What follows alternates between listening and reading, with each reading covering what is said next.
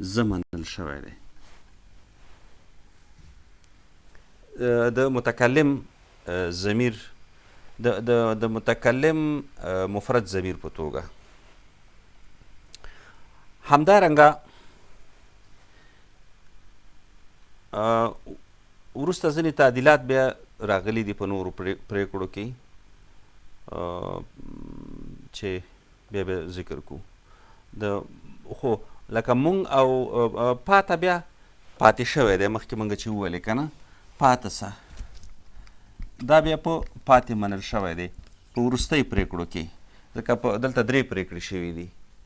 یو په 20 کې شوې ده، یو په 21 کې شوې، یو په 20 کې شوې، یو په 30 کې شوې ده.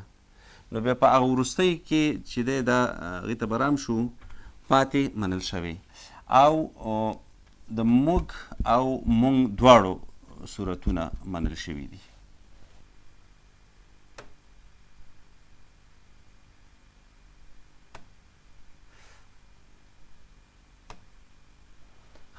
همدارنګه په ځینو سیمو کې و چې ولید، ولیدو، ولیدی، دا د هرې سیمې بېلابېلې لهجې دي، خو په لیک کې ولید منل شوی دی. ولید، احمد می ولید منل شوی دی. یا همدارنګه ځینې کلمو ته د واو نه ورکول د هغې د جملې نه، لکه لوڅ، لوڅ داسې لیکل که نه، لوڅ. نو موږ باید واو ورکو ځکه چې ضرورت د واو شته دلته. یا ډېر خلک اوس هم کونړ داسې لیکي، کاپ نون ری، حالانکې واو باید ورکي، کاپ واو نون ری، کونړ، هغسې خو کنړ راځي. نو استاد صمیم وایي چې موږ باید کلتور هم داسې ونه لیکو چې واو ورنکو، بلکې واو باید ورکو ځکه موږ پېښ نه لرو، ضرورت شته دی دې ته، کلتور باید داسې شي. سره د دې چې دا د کلچر نه اخیستل شوی دی د انګریزي، نو خو موږ چې مفغنه بڼه ورکړې ده، موږ باید په خپل لیکدود کې واو ورکو. همدارنګه د وسو او د وشو مسله. د کندهار په لهجه کې د وسو ذکر شته، هلته وایي فلانی کار وسوي، یا وسم لا نه وایي وسوي.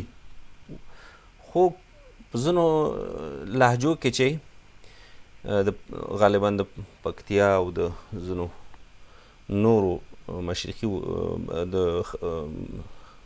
نورو ختیځو ولایتونو، البته هغه جنوب ختیځ دي، موږ ته جنوب ختیځ دي، نو په هغو کې د وسو یا د سین استعمال. کوم سړي چاته ویلي چې د فلاني سړي زوی وسو، هغه ویلي چې څو کلن و، وایي چې وسي نو څو کلني، وایي په څه شي وسو، وایي چې وسي نو په څه شي وسي. ګورئ، یو شین او یو سین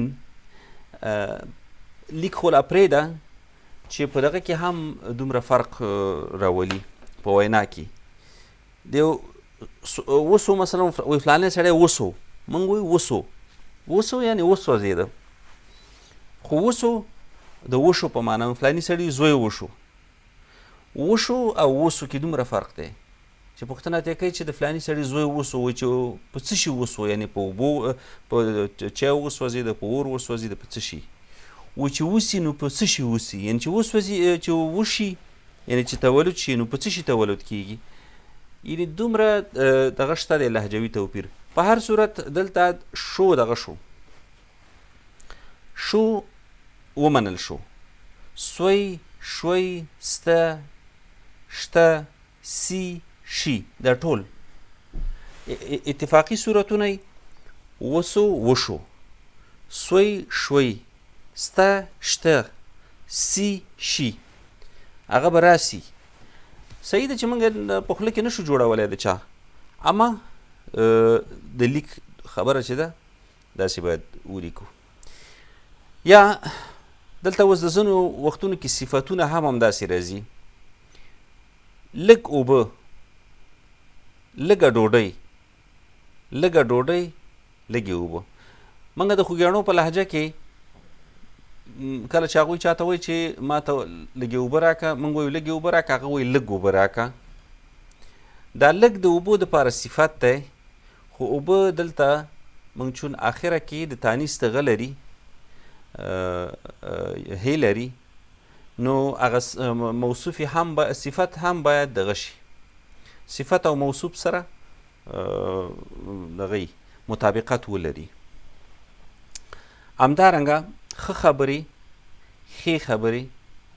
نو موږ وایو چې فلانی سړی ښه خبرې کوي، اصلا ښې خبرې، ځکه خبرې هم په آخره کې د تانیث یا لري یا ښځینه اوږده یې لري، او صفت هم باید د موصوف سره په مطابقت کې د تانیث علامات ولري یا د ښځینه علامات ولري، نښې ولري، ښځینه نوم نښې ولري. په ښځینه نوم نښو کې د ښه، ښې. همدارنګه یوه بله پیچیده مسله چې ده هغه د غږ او د ژغ مسله ده. په دې باندې زموږ د دوو ډیرو محترمو ارواخادو پوهانو ترمنځه مقالې هم دغه شوي دي، تبادله شوي دي. ارواخاد پوهان صدیق الله ریښتین نن نه تقریبا 40 کاله وړاندې په همدغه تالار کې چې اوس موږ پکې دغه درس ثبتو، هغه مهال دا سټډیو نه وه، هغه مهال یو لوی تالار و. ریښتین صاحب دلته ناست و، موږ هغه وخت کې په پوهنتون کې د لومړي کال محصل وم زه. نو له ریښتین صاحب نه دا پوښتنې کېدې چې مثلا په ګرامر کې یوه پوښتنه ترې د ژغ او د غږ وشوه. هغه ارواخات په دې کې ډېر زیات تفصیل ورکړ او ویې ویل چې دا چې پښتانه په جلا جلا موقعیتونو کې میشت دي، نو دا طبیعي خبره ده چې دوی دغه لري، دغسې مشکلات لري. خو هغه هم دې ته اشاره وکړه چې موږ په پښتو ټولنه کې دا مسله حل کړې ده.